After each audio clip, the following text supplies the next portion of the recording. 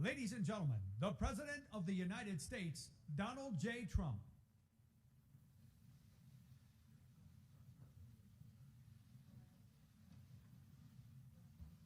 Thank you very much, everybody. We've had a great 3 days at the United Nations in New York, and this is quite a gathering. Wow, it's a lot of people, a lot of media.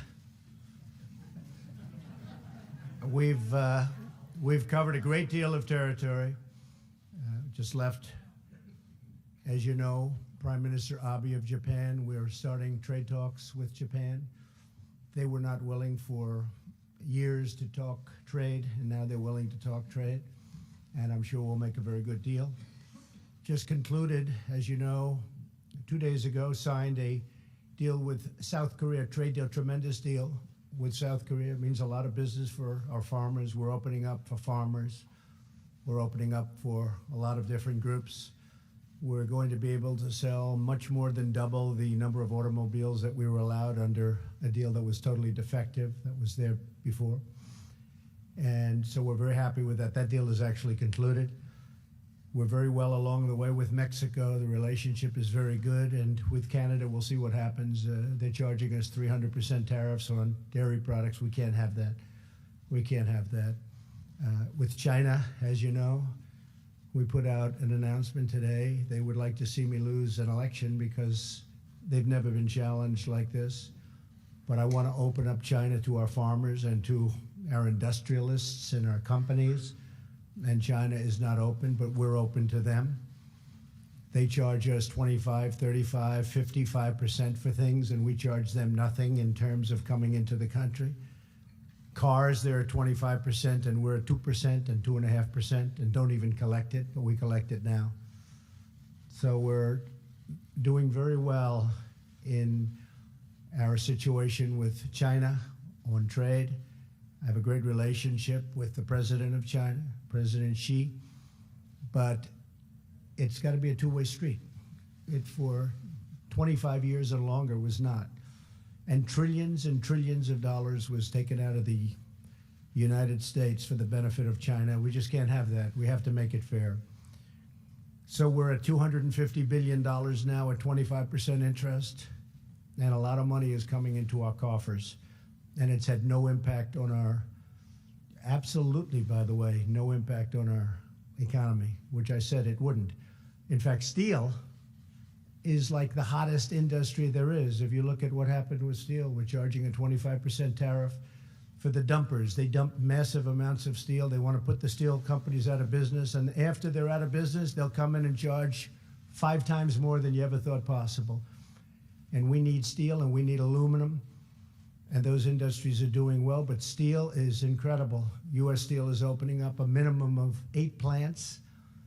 Nucor is opening up plants, and these are big plants, $750 million and $1 billion plants in some cases. So what's happening with the steel industry is very exciting to me. It's being rebuilt overnight. If you look at the miners and coal, if you look at energy, LNG, Japan just gave us some numbers that are incredible. They're doubling the amount that they are going to be buying for Japan. They're taking the LNG and they're doubling it up. I said, you have to do me a favor. We don't want these big deficits. You're going to have to buy more. They're buying massive amounts of equipment and military equipment, and other countries are doing the same thing because we have trade imbalances with almost everybody. It's a rare exception that we don't. So we are doing great as a country. Unfortunately, they just raised interest rates a little bit because we are doing so well. I'm not happy about that because I know it's going to be a question. I am not happy about that. I'd rather pay down debt or do other things, create more jobs. So I'm worried about the fact that they seem to like raising interest rates. We can do other things with the money.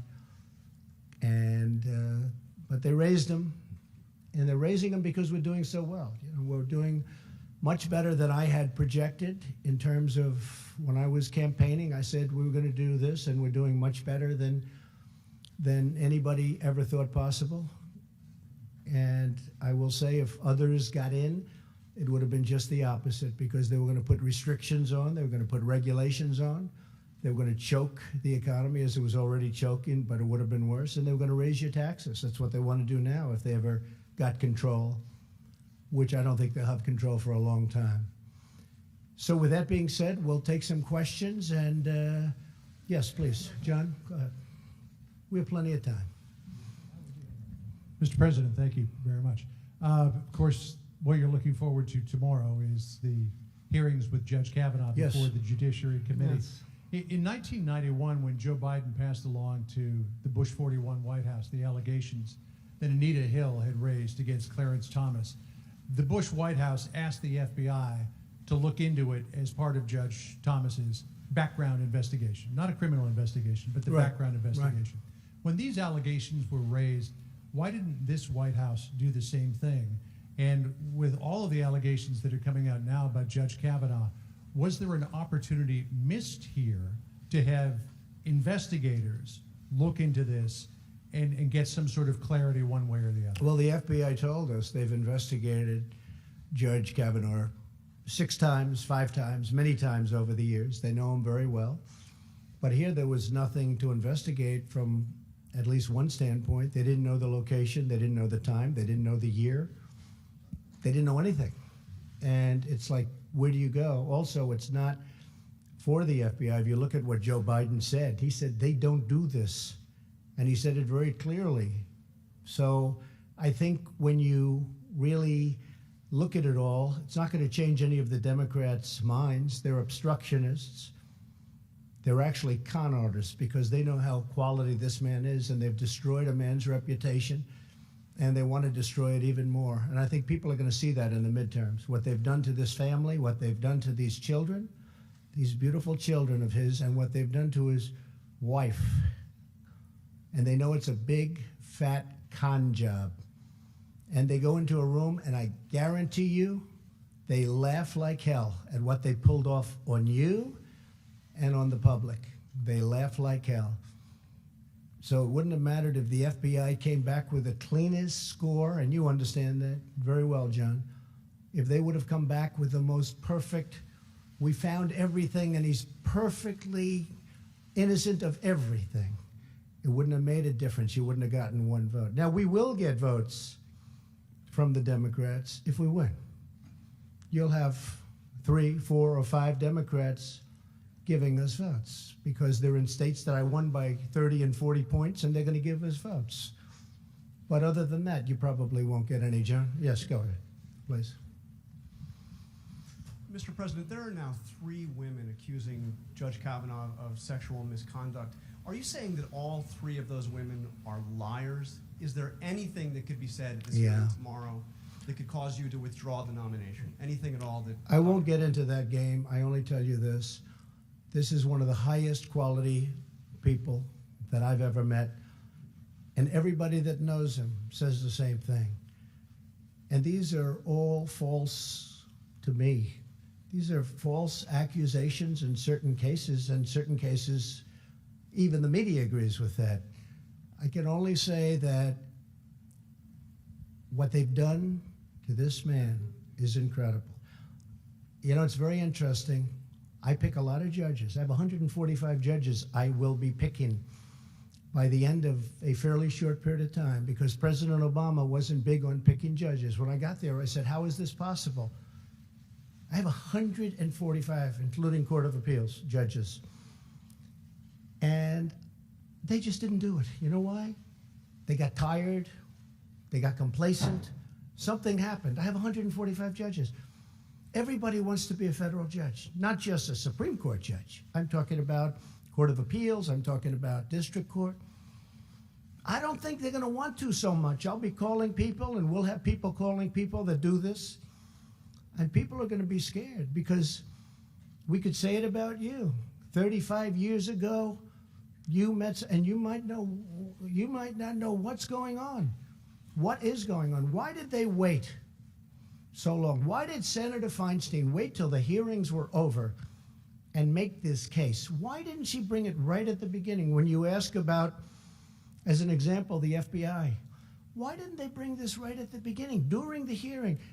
you would have had all the time in the world for the FBI. It would have been fine. Now, the FBI, as you know, did investigate this time, as they have 5 or 6 other times, and they did a very thorough investigation. But this is a big con job, and I would love to be in the room with the Democrats, close the door, you guys are all away outside waiting, and Schumer and his buddies are all in there laughing how they fooled you all. Let's just stop them.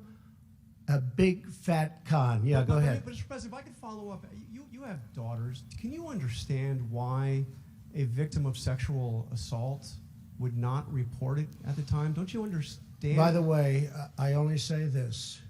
36 years, no charge, no nothing. But Everybody, that happens often. I mean, people are going to have to make a decision. 36 years, there's no charge. All of a sudden, the hearings are over, and the rumors start coming out. And then you have this other con artist, Avenatti, come out with another beauty today. I only say that you have to look at the facts. The senators are very capable people. They're very good people. I know many of them. They're friends of mine. These are very talented, very good people. And they're going to vote. They're going to have to believe what they believe. When I look at what's happened to the reputation of a great gentleman, a great intellect, a brilliant man, somebody that has a chance to be one of our great Supreme Court justices in history, intellectually, I think it's a shame. Yes, please.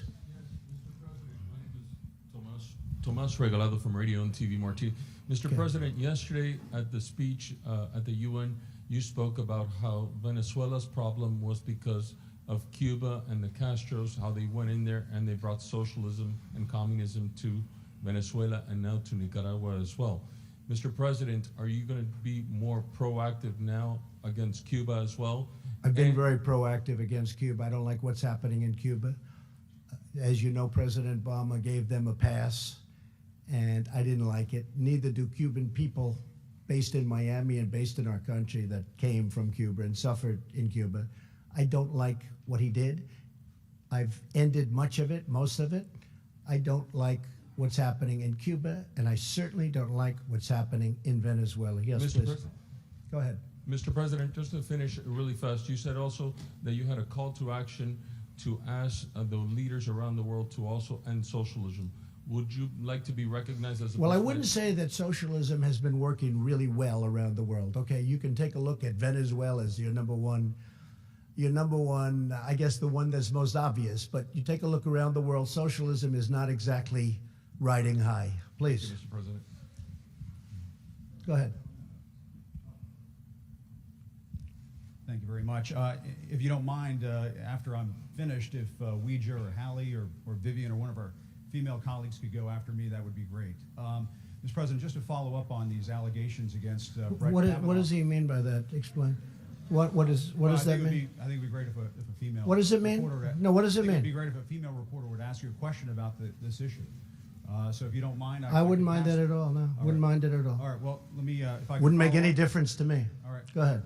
If I could follow up on John and John's question, why is it, Mr. President, that you always seem to side with the accused and not the accuser? You have 3 women here who are all making allegations, who are all asking that their stories be heard. And, you know, if you look at the case of Roy Moore, if you look at the case of one of your staffers, you seem to time and again side with the accused and not the accuser. Is that because of the many allegations that you've had made against you over the years? Well, first of all, I wasn't happy with Roy Moore. Let's get that straight. But Roy Moore was a Republican candidate, and I would have rather had a Republican candidate win. I was very happy with Luther Strange, who was a terrific man from Alabama, but Luther Strange had a lot of things going against him. As far as women, whether it's a man or a woman, these are, you know, it can happen the other way. Allegations can go the other way also. You understand that. And whether it was a man or a woman, 30 years ago, 36 years ago, in fact, they don't even know how many years ago because nobody knows what the time is. That's a long time. And I could pick, as an example, hopefully I won't have to do it as a replacement, because hopefully this is going to go very well on Thursday. It's going to go very well on Monday or Saturday or Sunday or whenever they vote. But I could pick a woman, and she could have charges made from many years ago also. But don't you And understand, I sir, would that look many at of the these, character. many No, of these what I have to accusers do. are reluctant to come forward. You've raised doubts about these accusers. Many of them. I don't think people are reluctant to forward. come forward. They're going to have a chance to speak at a. They have a major you're chance to saying speak. why Excuse me. 35 years Excuse me. later? They have a major chance to speak, and it will be tomorrow, I assume. We've delayed this, meaning the Republican senators, not me. The Republican senators have delayed this for weeks now. They're giving the women a major chance to speak. Now, it's possible I'll hear that and I'll say, hey, I'm changing my mind. That is possible. We want to give them a chance to Do you speak. think all three And they're should have the given. chance? All three should have the chance. to Well, whoever is given a chance, we've delayed it a long time, but they're going to have a big shot at speaking and making their case. And you know what? I could be persuaded also. Okay? Yes, please. Please, go ahead. Go ahead. I'd like to go. Yes, go ahead, please. Thank you, Mr. President. And a Thank couple you. of questions for you to follow up on some answers that I didn't quite hear from you, if you would allow me a couple of questions. First of all, do you think these women, all three of them, are liars? Yes or no? Have they been what? Are they liars? I can't tell you. I have to watch tomorrow. I have to read. I just heard about one a little while ago. I can tell you her lawyer is a lowlife, okay? So I can't tell you whether or not they're liars until I hear them. I don't know what happened today because I've been very busy with Japan, with South Korea, with China, and about 7 other countries, as you know. And I chaired the Security Council. So I don't know about today's person that came forward. I do know about the lawyer. And you don't get much worse, bad reputation to take a look at his past. So as far as the other women are concerned, I'm going to see what happens tomorrow. I'm going to be watching. You know, believe it or not, I'm going to see what's said. So it's it's possible that they will be convincing. Now, with all of that being said, Judge Brett Kavanaugh has been for many years one of the most respected people in Washington. He's been on, I guess you'd call it, the second highest court. And every single person knows him. A lot of people know him well. And those people don't believe what's going on. I can always be convinced.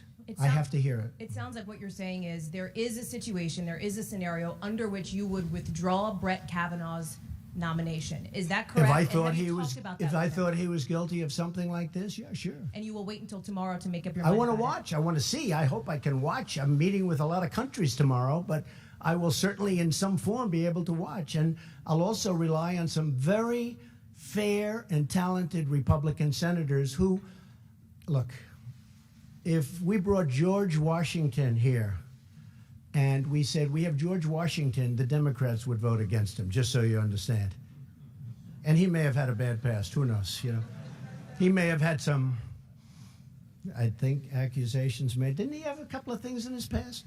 George Washington would be voted against 100% by Schumer and the con artists. I mean, 100%, 100%. So it really doesn't matter from their standpoint. That's why when John asked about the FBI, if the FBI did the most thorough investigation in the history of the FBI and they found him to be 100% perfect, he would lose every single vote. Now, if the Republicans win tomorrow, I think you're going to get some votes from the Democrats. You know why? Because we all know why, because it's called politics. Then you'll probably get some votes. And my Okay, let's final go. question, One sir. more Yes, question? Yes. just to follow She up stands again. up. I'd like to ask about 3 questions. It's not really fair to everyone else, but This will be should my I let last her one ask another to question? Follow up on.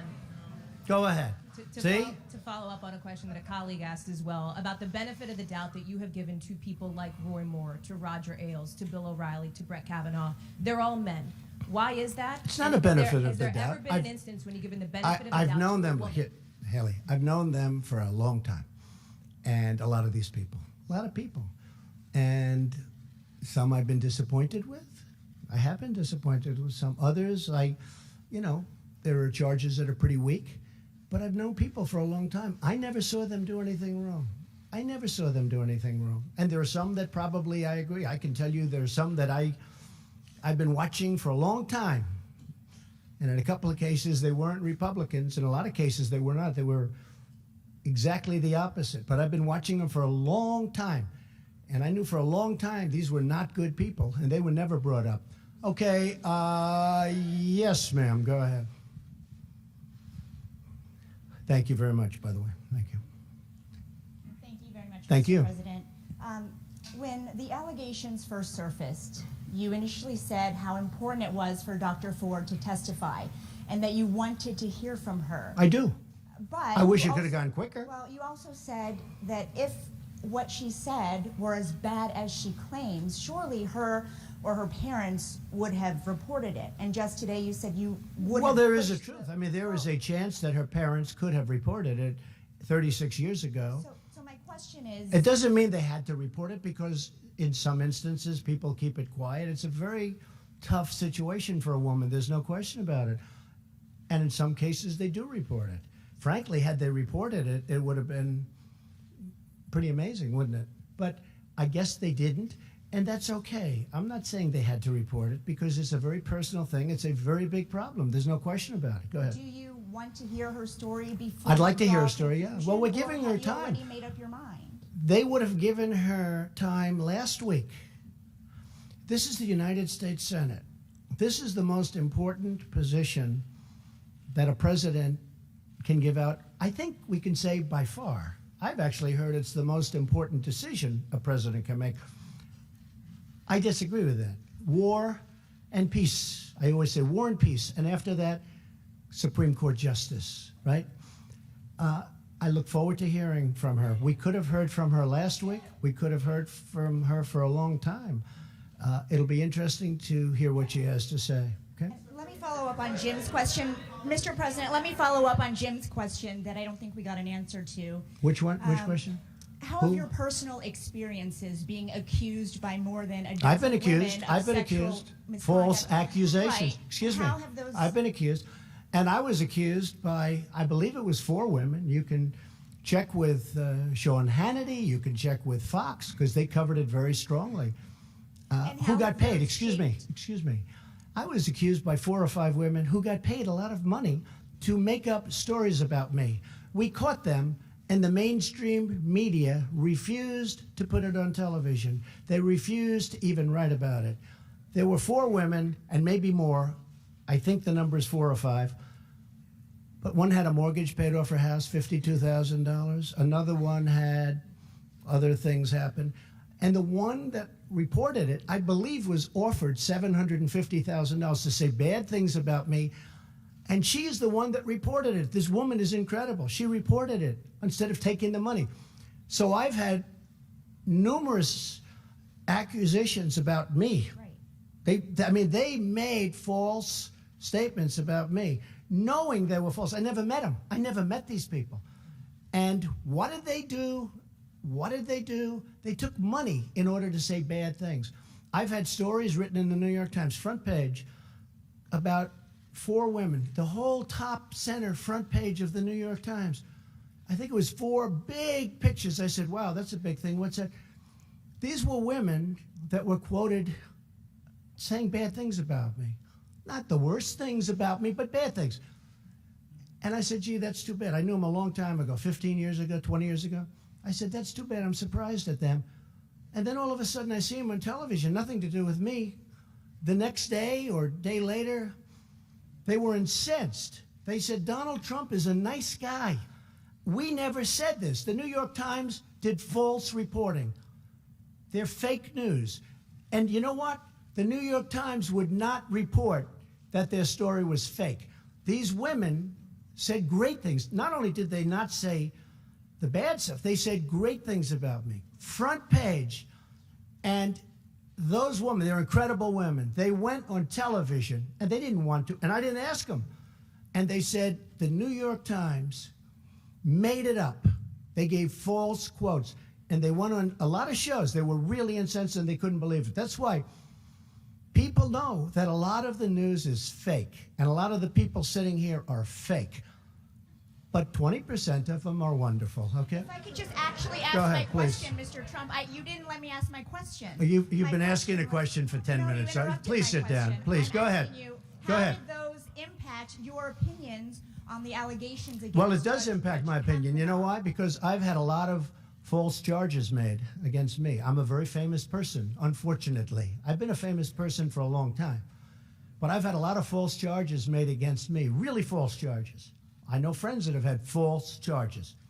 People want fame, they want money, they want whatever. So when I see it, I view it differently than somebody sitting home watching television where they say, oh, Judge Kavanaugh, this or that.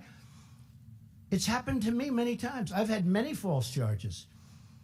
I had a woman sitting in an airplane and I attacked her while people were coming onto the plane, and I have a #1 bestseller out. I mean, it was a total phony story. There are many of them. So when you say, does it affect me in terms of my thinking with respect to Judge Kavanaugh? Absolutely, because I've had it many times. And if the news would have reported these 4 people, I couldn't believe it. When I heard that they caught these 4 people, I said, wow, that's a big story. And it was for Fox. Okay.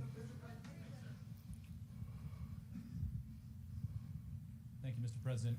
Earlier today and just now, you made a significant allegation against the Chinese government. You suggested that the Chinese had meddled in or are meddling That's right. in That's what the I hear. 2018 midterm election. That's what I hear. What evidence do you have of that, sir? Is there a national We have intelligence evidence. estimate, We have for example, that evidence. you It'll prepared come to put out. forward? Yeah, I can't tell you now, but it didn't come out of nowhere that I can tell you. Now, Why make if the you, charge they've now? actually admitted that they're going after farmers. I mean, I think most of you can cover that. I like that you're shaking your head. Yes, I'm going to ask you the next question because of that. Okay, it's probably going to be the killer of all questions.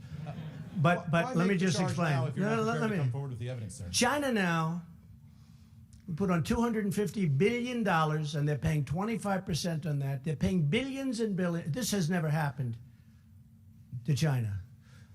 And I like China, and I like President Xi a lot. I think he's a friend of mine. He may not be a friend of mine anymore, but I think he probably respects. From what I hear, if you look at Mr. Pillsbury, the leading authority on China, he was on a good show. I won't mention the name of the show recently, and he was saying that China has total respect for Donald Trump and for Donald Trump's very, very large brain. He said, Donald Trump, they don't know what to do. Never happened. Well, one thing they are trying to do is they're trying to convince people to go against Donald Trump, because a normal, regular political person that has no concept of what the hell he's doing would let China continue to take $500 billion a year out of our country and rebuild their country. I mean, they were building 29 massive bridges like the George Washington Bridge. They're building things that we don't build anymore, but we're starting to build them again. And our economy now is hotter than it's ever been. I don't know if you saw the confidence levels this morning that just came out. Fantastic. And in all fairness to the Fed raising rates because we've never done like we're doing now. And one of the things that is nice about the rates, the people that were hurt the worst by these zero interest rates, and you know, when President Obama had an economy that was the worst comeback since the Great Depression and all that, you've all heard that. But remember, he was playing with zero interest money. He was playing with funny money. That's easy. I'm playing with fairly expensive money. So when he does that, the people that benefit are people that actually, in their whole life, they would save 10, 15, 20% of their salary, put it in the bank. Those people got killed because they put their money in the bank. They were going to live off the interest, and there was no interest. Now those people are starting to get interest. And those are the people, frankly, that deserve to, you know, they did a great job. The people that did it right, the people that did the best job got hurt the most. So in one sense, I like it, but basically, I'm a low interest rate person. I hate to tell you. Yes, yes, ma'am. Yes, go ahead. Mr. President, Yes. you have another meeting tomorrow with Rod Rosenstein. Yes. Are you planning to fire Rod Rosenstein? I'm talking to him. We've had a good talk. He said he never said it. He said he doesn't believe it. He said he has a lot of respect for me, and he was very nice, and we'll see. And he's a member of the Trump administration in that sense. It's the Justice Department. I would certainly prefer not doing that. There was no collusion. There was no obstruction. I mean, unless you call obstruction the fact that I fight back, I do fight back. I really fight back. I mean, if you call that obstruction, that's fine. But there's no obstruction. There's no collusion. I'm going to meet with him tomorrow. I may call Rod tonight or tomorrow and ask for a little bit of a delay to the meeting because I don't want to do anything that gets in the way of this very important Supreme Court pick. So I don't want it competing and hurting the decision, one way or the other decision. Again, I want to hear what she has to say, but I don't want to do. So I may delay that. I'm going to see. I don't want to do anything that's going to conflict with that. But my preference would be to keep him and to let him finish up. You know, I call it a witch hunt, and it is a witch hunt. If you look at the FBI statements with Strzok and his lover, Lisa Page, if you look at all of the things that have gone on in the FBI, if you look at McCabe taking $700,000 from a Hillary Clinton PAC, essentially run by Terry McAuliffe, who's her best friend in the world, and he gives them hundreds of thousands of dollars, and he's in charge of her campaign, and his wife is getting all of this money to run. She lost. To run. I mean, what's going on? If you look at the horrible statements, like, way to go, Page, great story you put into a newspaper, essentially, now we'll go and investigate that group. It's terrible. We have caught people doing things that are terrible. I would much prefer keeping Rod Rosenstein. Much prefer. Many people say I have the right to absolutely fire him. He said he did not say it. He said he does not believe that. And nobody in this room believes it. By the way, I deal with the people in this room. I was with Mike Pompeo before. We were dealing at a very high level with Japan. And I was saying things that nobody in the room even understood. And I said to him a long time ago, and I was right. He said, that's not the 25th Amendment that I'm looking at. I think I can say that from Mike. So you don't think anyone in your administration has ever discussed using the 25th Amendment against you? I don't think so. Oh, well, yeah, enemies, sure. You use Within anything your you can. administration or Hey, your cabinet? you use anything they can. They're not in love with me. They're not going to beat me in the election. They know that. They're not going to beat me. The people that I'm looking at are total lightweights. I dream of running against those people. Maybe I'll come up with somebody that's not. They're not going to beat me. I'm against what they want to do.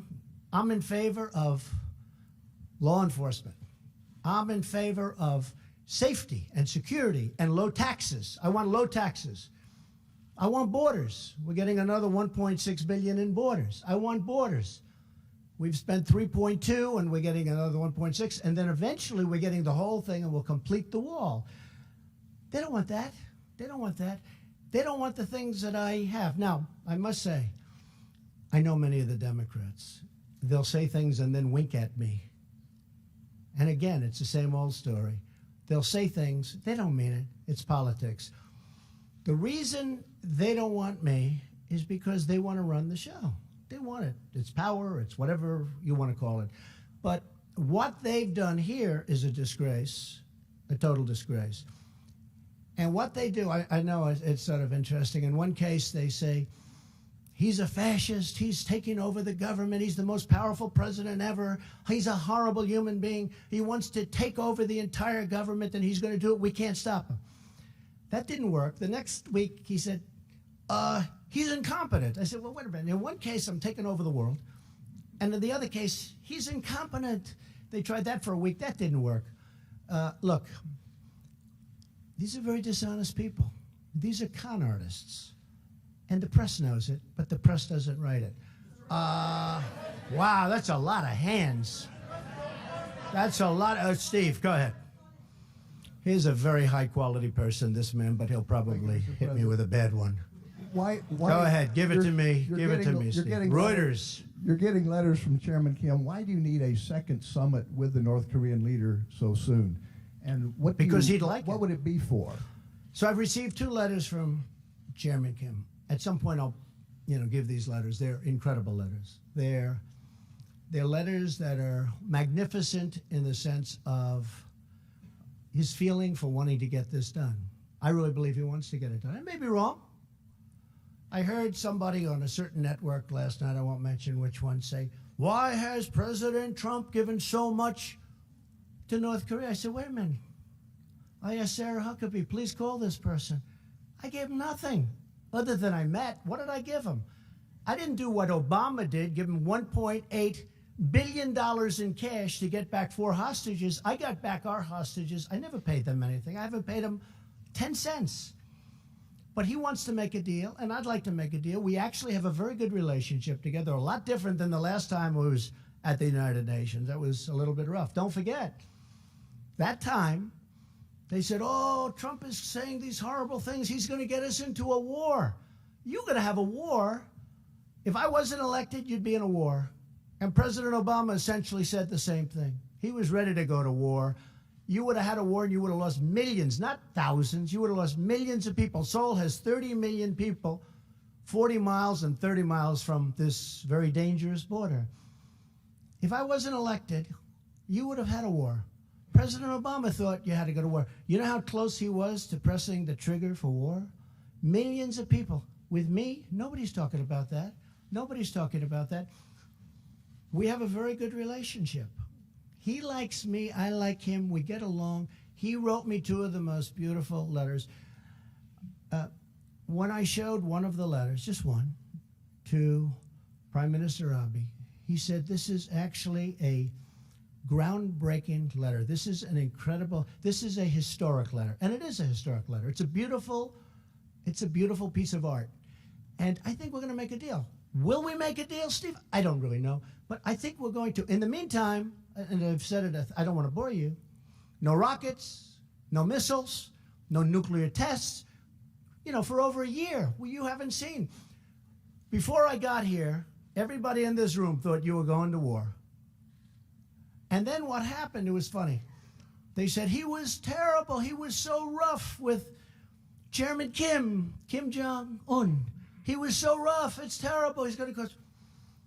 Well, I had a great meeting with President Putin. And on that one, they said, he was too soft with President Putin. I had a great meeting with President. It lasted for 2 hours. We discussed everything. Ukraine, Syria, Israel and Israel's protection. We had a great meeting. They wanted me to end up in a boxing match.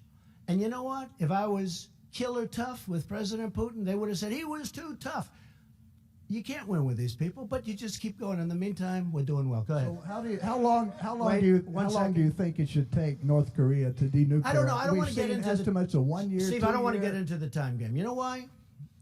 I told Mike Pompeo, I said, Mike, don't get into the time game. We stopped them. They're taking down plants. They're taking down a lot of different testing areas. They're going to take down some more. You'll be hearing about that very soon. I don't want to go ahead of myself, but you'll be hearing about it soon. They have no interest right now in testing nuclear. We had a case just about when I was coming into office, you'll remember it, where there was a massive, they thought it was an earthquake. A mountain moved over 1.5 inches. We're talking about mountains. North Korea is very mountainous, beautiful land, beautiful. This mountain actually shifted. It shifted.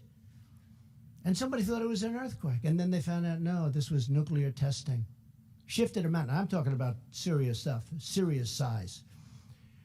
When I came in, and certainly before I came in, and even at the beginning of mine, because when I was having rhetorical contests, really, I guess you could call it, with Chairman Kim, which we both smile at now and we laugh at, but everybody thought that was a horrible thing. We've had many presidents who were unable to do anything at all with North Korea. We now have a good relationship. We have a good relationship. And most importantly, all of the things that you've been hearing about, the horror stories, in my opinion, they're gone. Now, could they start up again? Yes. I'm a deal guy. Could they start? Yeah. Could be that we don't work it out. I think, I have it right here. I think that what we've done behind the scenes, which nobody really knows about, and I don't blame you for not knowing about, personal letters, private letters, but saying they want to get it done. We know much more than the media for a change, much more. But if you saw what's going on behind the scenes, I think you'd be very impressed. We were a country going to war. I really believe that President Obama would admit that he said it's by far his biggest problem. When I sat with him prior to going into office, he said to me that's by far the biggest problem. And he said to me that he was very close to going into war. And millions of people, not, they say, oh, thousands of people. No, not thousands. Millions of people would have been killed. And that could have left, you're right next to China, you're right. That could have been a world war very easily. Right now, we're in a great position. I don't want to play the time game. I told Mike Pompeo, don't let them do that to you. I haven't given anything. And all of a sudden, we got back, it was a few weeks ago. I think we were back like 2.5 months from the summit, which was a great success. And people are screaming, what's taking so long? I said, oh, I get it. You got to understand the media. I've been dealing with the media all my life, too much.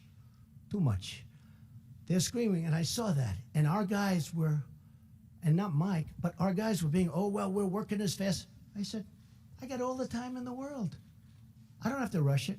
There's no, cessation of sanctions. We got the sanctions on. I didn't take any sanctions off. I did see a reporter last night, a guy I liked personally a lot. And he asked a question to President Moon of South Korea. He said, why did the president give so much? I didn't give anything. I gave nothing. What have I given? Other than some time. Yes, I flew to Singapore. We had a meeting. Now, giving would be if I took the sanctions off. I didn't want to do, if you asked General Mattis for 1.5 years, I said, why don't we stop these ridiculous, in my opinion, the military games. I call them the military games. If I told you how much those games cost, and frankly, I told South Korea, you should be paying for these games. We pay for them. They say, well, we fly the planes in from a short distance away. I said, where is that? Guam. Oh, how long a trip is that? 7 hours. Oh, great. We're flying these massive bombers and everything. I've wanted to stop this for a long time. I consider that an asset. But we're saving, by the way, just for the taxpayer, we're saving a fortune. And if we need them, we can start them up immediately. If I think we need them, I'll start them before the generals will start them. The fact is, this reporter said that. I said, what have we done? I haven't given anything. And we're really onto the cusp. I think we're really going to do something that's going to be very important. But we're not playing the time game. If it takes 2 years, 3 years, or 5 months, doesn't matter. There's no nuclear testing, and there's no testing of rockets. Yes, ma'am, go ahead. Go ahead, please. This is the one that was nodding with every nice thing I said. So watch this question. It's a habit of mine. Hannah Thomas-Peter from Sky You're with News. who? Hannah Thomas-Peter from Sky News. Okay, good. Sky News. Thank you, Mr. President. Congratulations on the purchase. Nothing to do with me. I hope you benefited. Go ahead. Are you at all concerned at the message that has been being sent to the women who are watching this when you use language like con job in relation to allegations I've used of much sexual worse assault? language in my life than con job. That's like probably the nicest phrase I've ever used. I mean, con job. It is. It's a con job. You know, confidence. It's a confidence job, but it's a con job by the Democrats. They know it. What about the message that's being They sent did the to same women thing who are with the watching? Russia investigation. They tried to convince people that I had something to do with Russia. There was no collusion. Think of it. I'm in Wisconsin. I'm in Michigan. I say, gee, we're not doing well. I won both those states. We're not doing well. Let me call the Russians to help. Does anybody really believe that? It's a con job.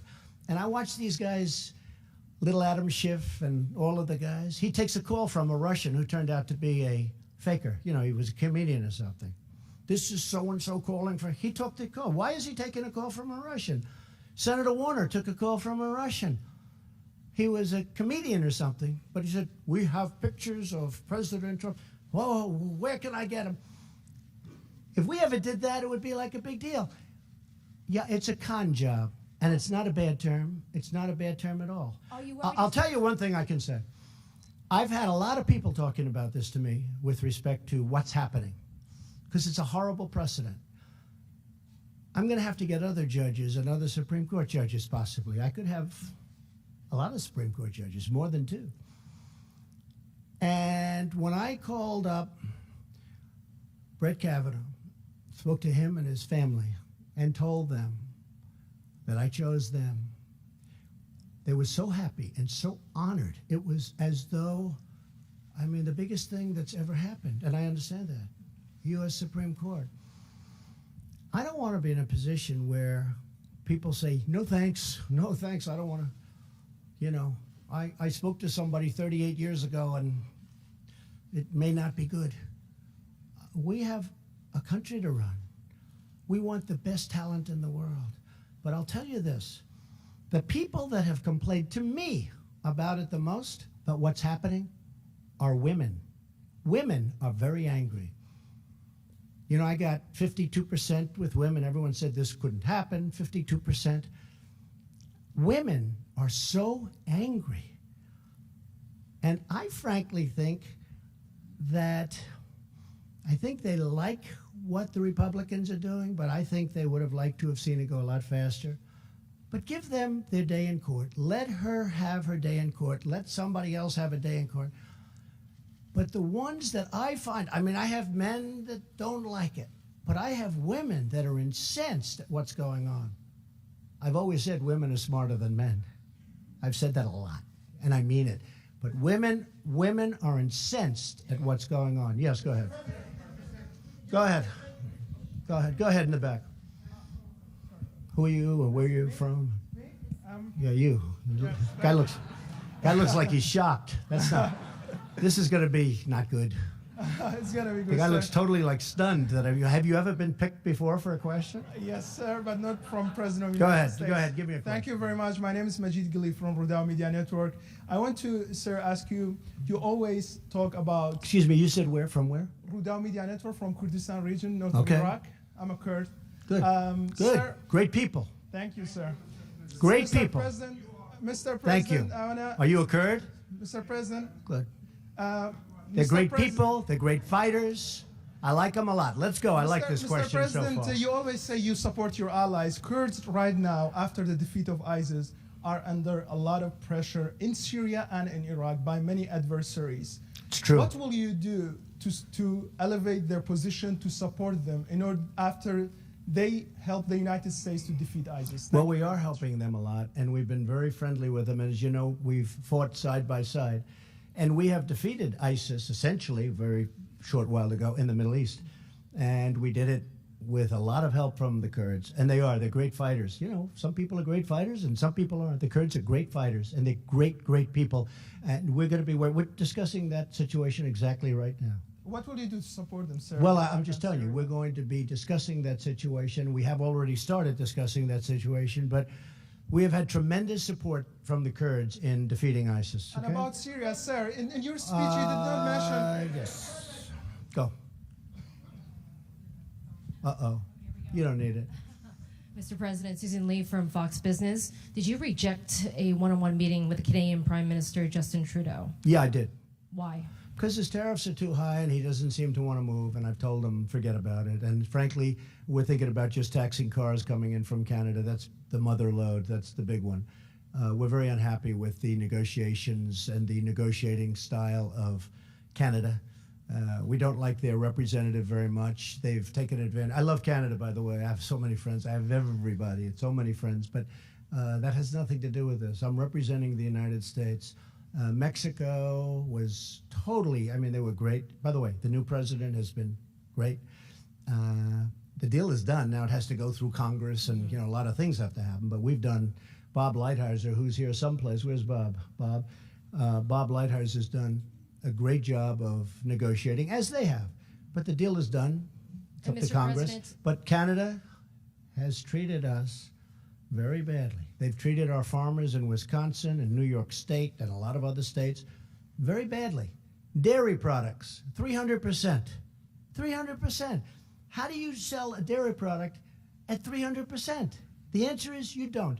What it is a barrier. It's basically they're saying, we don't have any barriers. By the way, it's 300%, so you don't send it in because you can't compete. So Canada has a long way to go. I must be honest with you, we're not getting along at all with their negotiators. We think their negotiators have taken advantage of our country for a long time. We had people that didn't know what they were doing, and that's why we had, over the last 5 or 6 years, if you average it out, we had $800 billion a year in trade losses. It's ridiculous. It's not going to happen. What about NAFTA? Sir, Mr. President, NAFTA. What does that mean for NAFTA? Will you be pulling out of NAFTA? I don't like NAFTA. I never liked it. It's been very bad for the United States. It's been great for Canada. It's been great for Mexico. Very bad for us. Will you pull out of the I'm not going to use the accord? name NAFTA. I refuse to use it. I've seen thousands of plants and factories close. I've seen millions of jobs lost to auto companies that moved. I mean, Mexico has 25% of our auto business now because of NAFTA. Under our deal, it's not going to happen anymore. Hate to tell you, it's not. We're going to keep companies. And I told the Mexicans, I said, we have to keep companies, but they're getting a lot also. They're getting other things. They're getting a lot of good things. Mexico made a very good deal. But with Canada, it's very tough. What we're doing is, if we made a deal with Canada, which is a, good chance still, but I'm not making anything near what they want to do. But are you Wouldn't going be fair. to notify Congress of What pulling we're out of probably NAFTA? going to do is call it the USMC, like the United States Marine Corps, which I love. General Kelly likes it even more. Where's General Kelly? He likes that. USMC, which would be US, Mexico, Canada. But it'll probably or possibly be just USM. It'll be United States and Mexico. Yes or no? Are you Canada will come along. Now, if Canada doesn't make a deal with us, we're going to make a much better deal. We're going to tax the cars that come in. We will put billions and billions of dollars into our treasury. And frankly, we'll be very happy because it's actually more money than you can make under any circumstance with making a deal. Okay? Good job, too. You do a very good job. Really good. Yes, please, Mr. Kurd. Go ahead. Thank you very much for your time, Mr. President. Two quickly questions. What will be the USA relations with the Kurds? Oh, I thought I just answered that. Post-ISIS. Yeah. And Okay, we're trying to get along very well. We do get along great with the Kurds. We're trying to help them a lot. Don't forget, that's their territory. We have to help them. I want to help them. Go ahead. What's next? They fought with us. They fought with us. They died with us. They died. We lost tens of thousands of Kurds died fighting ISIS. They died for us and with us and for themselves. They died for themselves. But they're great people. And we have not forget. We don't forget. I don't forget what happens someday later, but I can tell you that I don't forget. These are great people. Okay. Yes, ma'am, please. About Iran, Please. Mr. President, about Iran, one question. What is your clear plan to stop Iranian influence in Iraq, in Syria, and especially in Iraqi Boy, I Kurdistan? think you've seen that. I must tell you, I don't mind your question. Rahim Because that Rashidi happens to from be, I'll get Kurdistan you in TV. one Thank second. you. I think there's been no greater change other than maybe China, because China, unfortunately, the markets have dropped, would you say 30% in the last 4 months, right? I think I watched you recently when you said that. I said, I think she's wrong. I think it's actually 32, but that's okay. But a lot. There's been no other than maybe that, but even that, because China is a very special place. And Iran is a very special place. But I think there's been no country that's changed so much as Iran. In the last 6 months, since I took off the horrible, horrible Iran nuclear deal, as they called it, one of the dumbest deals ever made. As an example, why didn't they take care of Yemen in the deal? Why didn't they take care of Syria in the deal?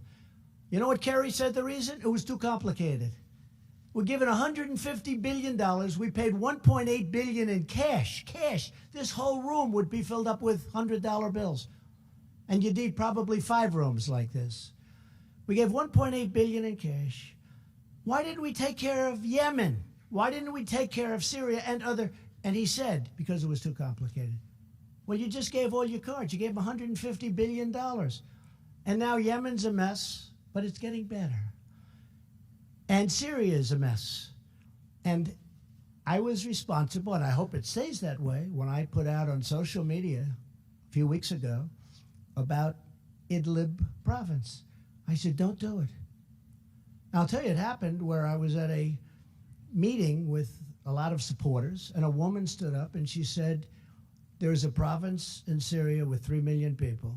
Right now, the Iranians, the Russians, and the Syrians are surrounding that province, and they're going to kill my sister, and they're going to kill millions of people in order to get rid of 25,000 or 35,000 terrorists or enemies of theirs, but I think we can call them terrorists. And I said, that's not going to happen. I didn't hear of Idlib province. And I came back to New York, and I picked up the failing New York Times. I hate to admit it was the New York Times, but it was the failing New York Times. And I opened it up, not on the front page, but there was a very big story. I said, wow, that's the same story that the woman told me that I found hard to believe, because how would anyone do that with 3 million people? And it said that they were being surrounded, and they were going in and starting literally the next day, they were going to drop bombs all over the place and perhaps kill millions of people in order to get 35,000 terrorists. And I put out on social media and elsewhere, I gave Mike Pompeo, John Bolton, everybody these orders. Don't let it happen. I said, don't let it happen. That doesn't mean they can't be selective. They can't be, go in and they've got to do what they've got to do with terrorists, assume the terrorists, but don't kill millions of people. And it stopped. You saw that. Nobody's going to give me credit, but that's okay. That's okay, because the people know. I have had more Syrians thank me for that. This was about 4 weeks ago I put that out. I said, they're surrounding a city of 3 million people. They're going to start bombing the city. Don't let it happen. And I meant it too. I meant it. And millions of people have been saved. And I gave today great credit to Iran. I don't know if you heard that.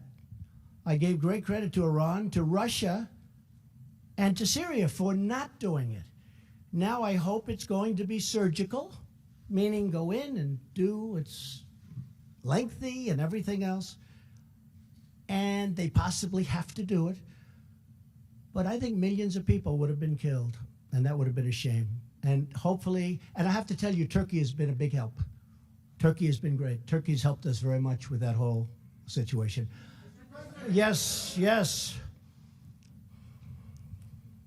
Thank you, Mr. President. Good, thank you very much. Touching back on Iran, of course, this week you put out a call to action to other countries to rally with America to put pressure on Iran. Rouhani's still calling for the U.S. to come back into the old deal.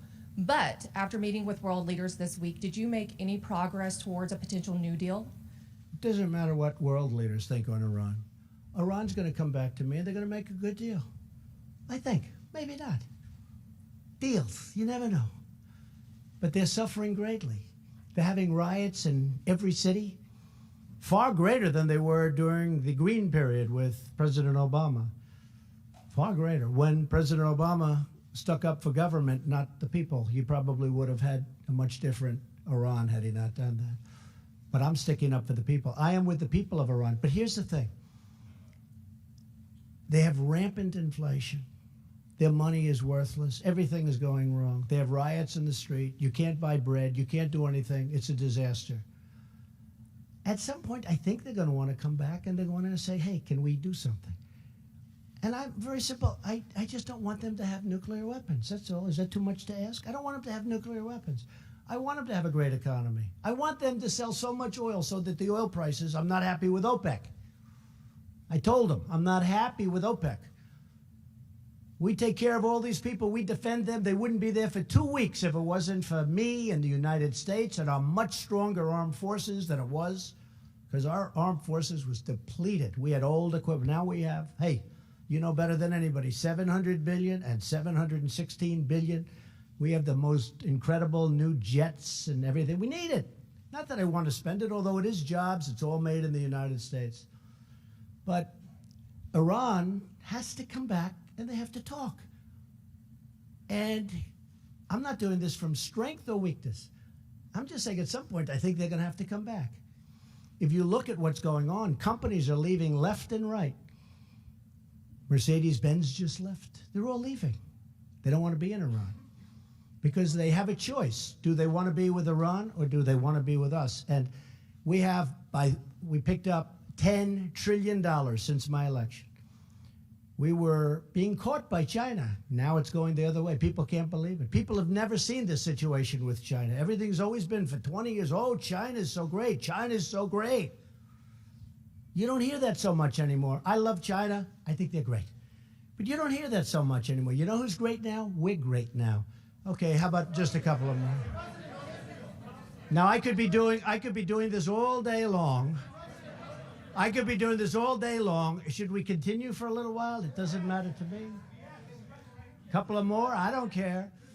New York Times. Come on, New York Times. The failing New York Times. Stand up. Go ahead. No, I'm talking about the Times is failing. You are far from failing. Go ahead. Okay, but you're not. You were pointing to me, so you meant me. The but Times are very interesting, though. The Times, I think they're going to endorse me. Yeah. I think that ABC, well, Fox, I like Fox, I really do.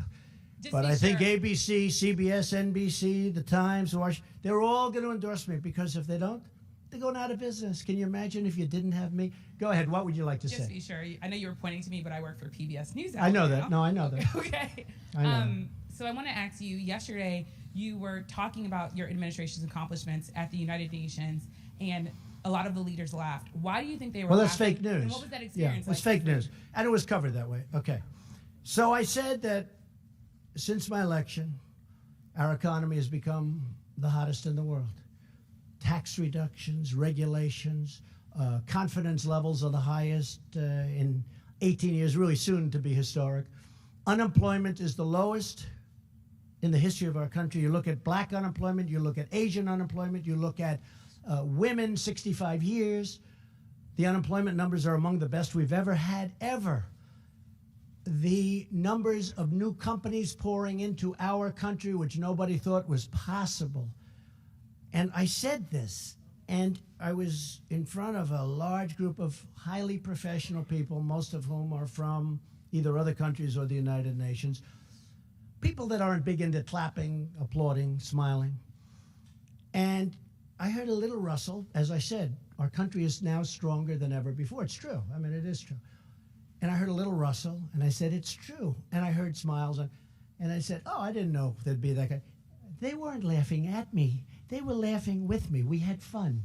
That was not laughing at me. So the fake news said people laughed at President Trump. They didn't laugh at me. People had a good time with me. We were doing it together. We had a good time. They respect what I've done. The United States is respected again. The United States was not respected. Everybody was taking advantage of us, from jobs and taking our companies and not paying the price to so many other things, even military protection. I told a number of countries over the last few days, I said, listen, you're a very rich country. We protect you. Without our protection, you would have real problems. And you would have real problems. I said, you should reimburse us for this protection. Why are we protecting you? And do you want to know what they said? After about 2 minutes of talking, they agreed with me. And you can ask this group of very talented people. They agreed with me.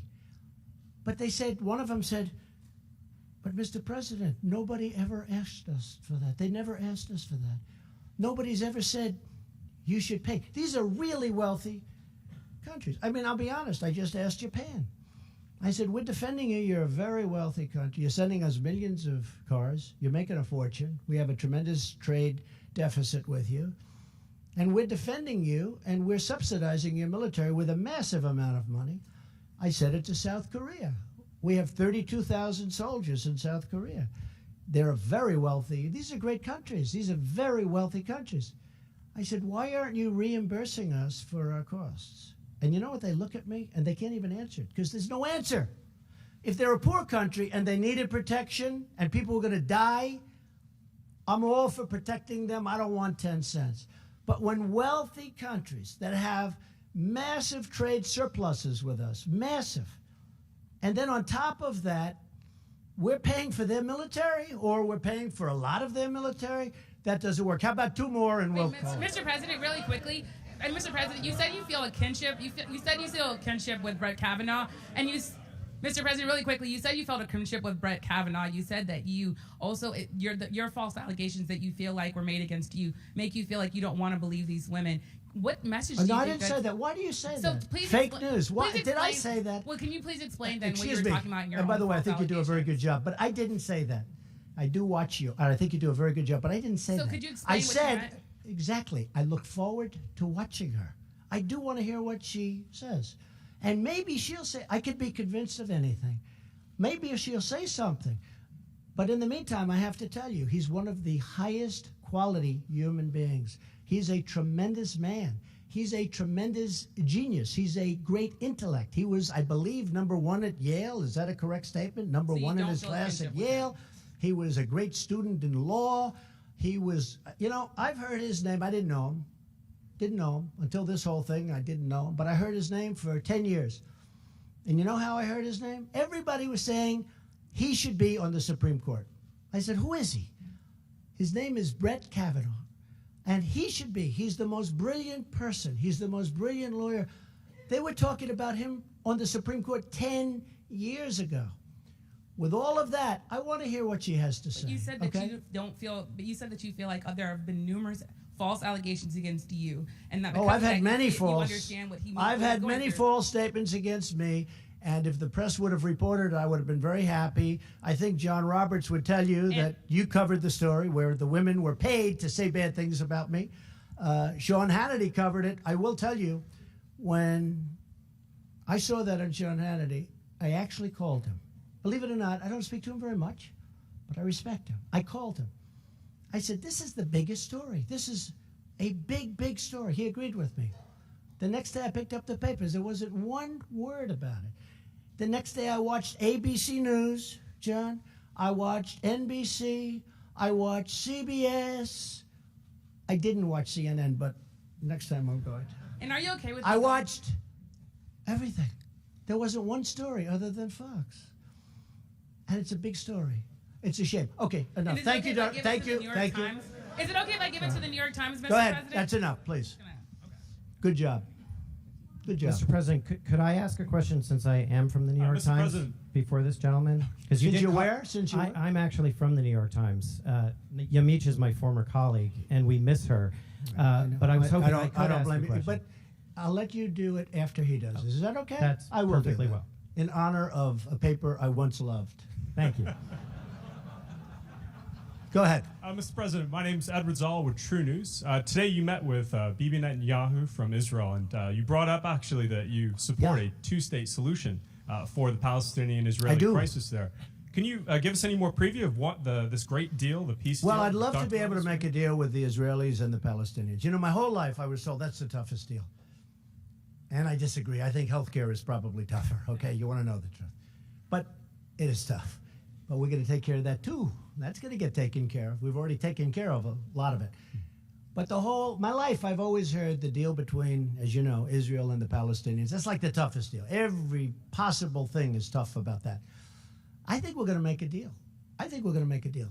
So at one of our many meetings today, I was with Bibi Netanyahu, a man who I have a lot of respect for, a man who's been extremely nice to me. I'm very happy that I did the whole thing with Jerusalem and the embassy, which, by the way, we got open in 4 months for less than $500,000, and the budget was over $1 billion, right? Yes. So we saved, let's say, $1 billion. That's not so bad, and it's open, and it's beautiful, by the way. Jerusalem stone, one of my favorite stones.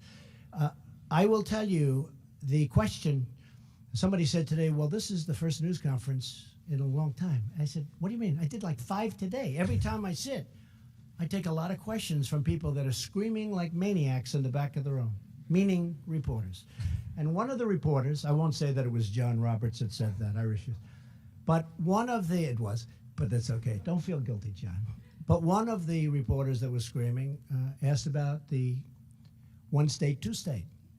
And I said, I think the two state will happen.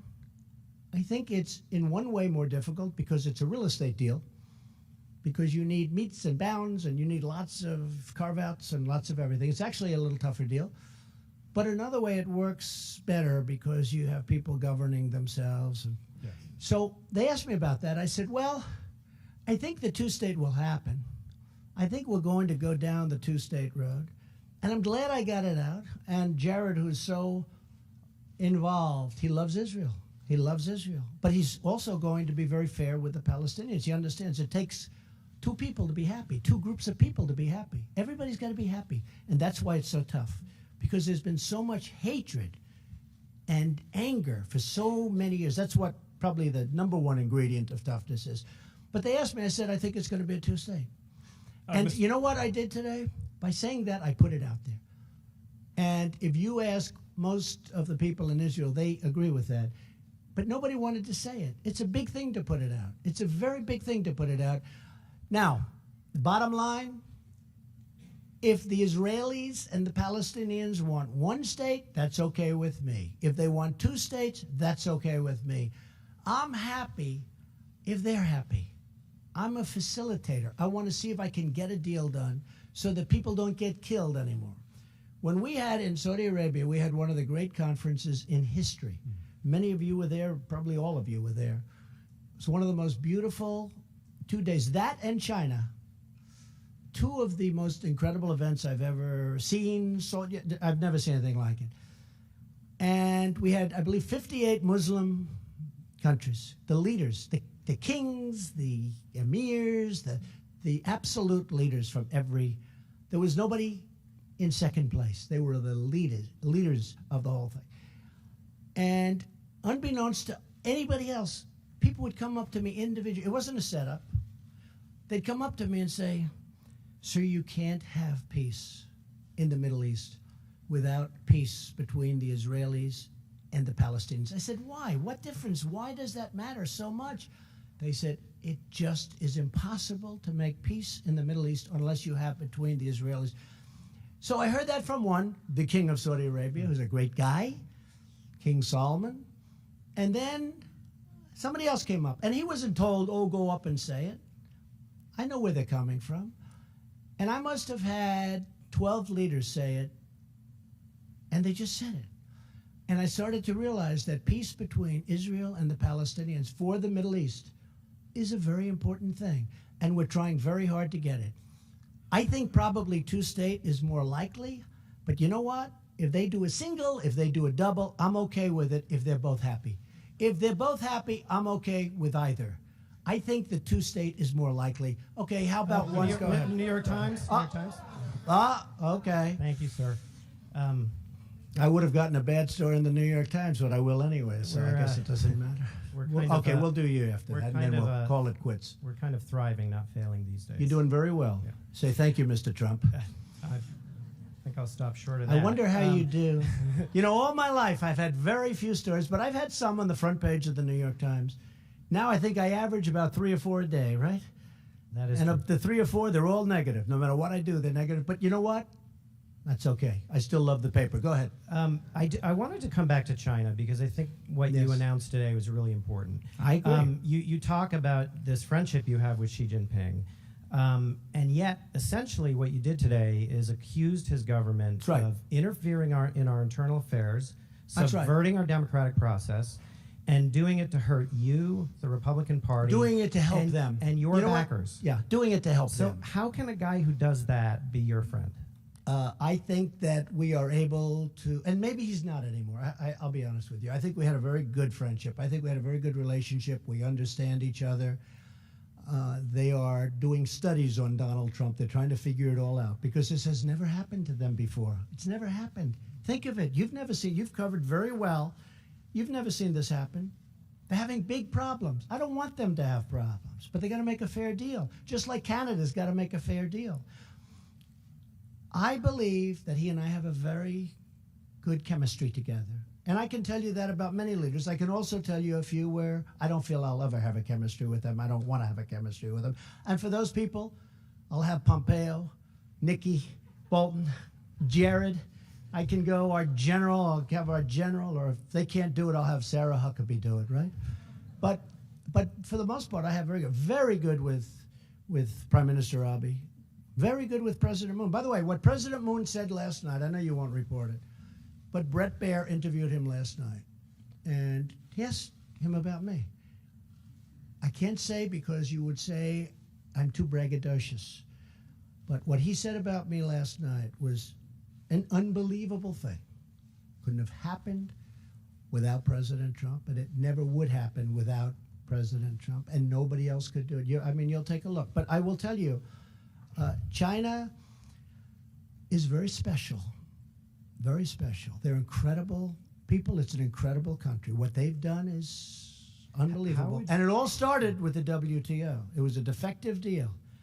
And it all started without the WTO. China is not China as we know it today. And then it started also by our people that are standing right in this position, that are in the Oval Office, another way of saying it, allowed them to get away with murder, allowed a lot of countries to get away with murder. I think we still probably have a very good relationship. But you know what? In honor of you, I will tomorrow make a call to him. Say, hey, how you doing? Okay? You don't mind paying billions of dollars a month? I just have tariffs? two small follow-ups. One is, how would you compare the level of interference you see today from the Chinese to what Russia did in 2016? Well, I think it's different. If you look at the Des Moines Register, they have ads that are made to look like editorials saying about, oh, you got to stop Trump, you got to stop him, you got to vote against him. My farmers are so incredible. These are patriots. You know, on a network that doesn't like me very much, which is most of them, but a network that doesn't really treat me very good, they interviewed farmers. And they got hurt because, you know, all of a sudden China stops buying. By the way, they've started buying again. I don't know if you've noticed. And soybeans are going up and things are going up. And we've had very little hurt from what I've done. In fact, the markets have gone up and the farmers are going to do great. But ultimately, they had farmers, and these guys are amazing. I love them. And they voted for me and they love me. And they said, we don't care if we get hurt. He's doing the right thing. And you know, a lot of people, it's a complex game. A lot of people don't know exactly what it is. They don't know how to define tariff. They don't know it is really different than a tax, although it's getting close. But they know that for the first time in many, many years, they have a president that's fighting for them, that's not letting their jobs be taken to other countries, that's not allowing the kind of abuse that when you look at what happened as an example with NAFTA, and for years, because it was never changed. NAFTA was a defective deal the day it was signed. You know why? Because they had a VAT tax of 17%, and nobody from this country knew that. And by the time they found out, which was about a week later, nobody went and changed it. So you went many years, and they never changed it. There was a VAT tax that Mexico got. So we were 17 or 16 points behind before we even started. NAFTA was a horrible thing. So the farmers, and by the way, the steel workers, you know, I stopped the dumping. The dumping was horrible. And now if they want to dump, that's okay, but they've got to pay the United States of America 25% on everything they dump. That's okay. But as I told you before, steel is doing phenomenally well. But the farmers say, this man's fighting for us. No president has ever fought for us before. And you really have to study what's happened over the 15 years with the farm. The farmers have been decimated over a 15-year period. They've been decimated. The farmers are going to come out great. These are great people. They're great, great patriots. I think we should finish with that one. Is that okay? Okay. Go ahead. Let's go. Fast. Sure. Always like to finish with a good one. Elton John said, when you hit that last tune and it's good, don't go back. Well, let me ask have you ever seen? They do great, they're great, they hit the last tune, everyone goes crazy. Then they go back for an encore, right? And they don't hit it. And they leave, everyone leaves. They said, that wasn't a very good concert, was it? Let's go. Well, I'll ask you one final question. Don't make me wrong, go ahead. Ahead of tomorrow's hearing. Because you were asked earlier in the news conference by Say it again. About the hearing tomorrow. You Yes. were asked earlier in the news conference by my friend from Sky News about the message that you are sending to the women of the country. Right. What about the message that you may be sending to young men? You're a father. What does this moment that we're in, the cultural moment? It's a very big cultural moment. Right. So what messages it's do a you very have for the big, young it's men also, of America? You're right. I think it's a great question. This is a very big moment for our country because you have a man who's very outstanding, but he's got very strong charges against him. Probably charges that nobody's going to be able to prove. So I could have you chosen for a position. I could have you, anybody. And somebody could say things, and it's happened to me many times, where false statements are made. And honestly, nobody knows who to believe. I could pick another Supreme Court justice, I could pick another one, another one, another one. This could go on forever. Somebody could come and say 30 years ago, 25 years ago, 10 years ago, 5 years ago, he did a horrible thing to me. He did this, he did that, he did that. And honestly, it's a very dangerous period in our country. And it's being perpetrated by some very evil people. Some of them are Democrats, I must say, because some of them know that this is just a game that they're playing. It's a con game. It's at the highest level. We're talking about the United States Supreme Court. This can go on forever. I can pick 5 other people. At a certain point, people are going to say, no, thank you. This is the most coveted job probably in the world. And you know what? I would honestly say, because I interviewed great people for this job. He's great. But I interviewed other great people for this job. I could conceivably imagine going to one of them and saying, it's too bad what happened to this wonderful man, but I'm going to choose you, number 2. I want you to go. And I could conceivably be turned down by somebody that desperately wanted this job 2 months ago. So this is beyond Supreme Court. Right. There's nothing beyond Supreme Court. This is beyond Supreme Court. This is everything to do with our country. When you are guilty until proven innocent, it's just not supposed to be that way. Always I heard, you're innocent until proven guilty. I've heard this for so long, and it's such a beautiful phrase. In this case, you're guilty until proven innocent. I think that is a very, very dangerous standard for our country. With that being said, I look forward to what she has to say. I also look very forward to what Judge Kavanaugh has to say. I think it's going to be a very, very important day in the history of our country. And I want to thank you all. Sir, we'll do it again. The message to young men, sir. Thank you young very men, much. young teenage Thank you very men. much. Nothing to say, sir. Please, ladies and gentlemen, remain seated as our delegation departs.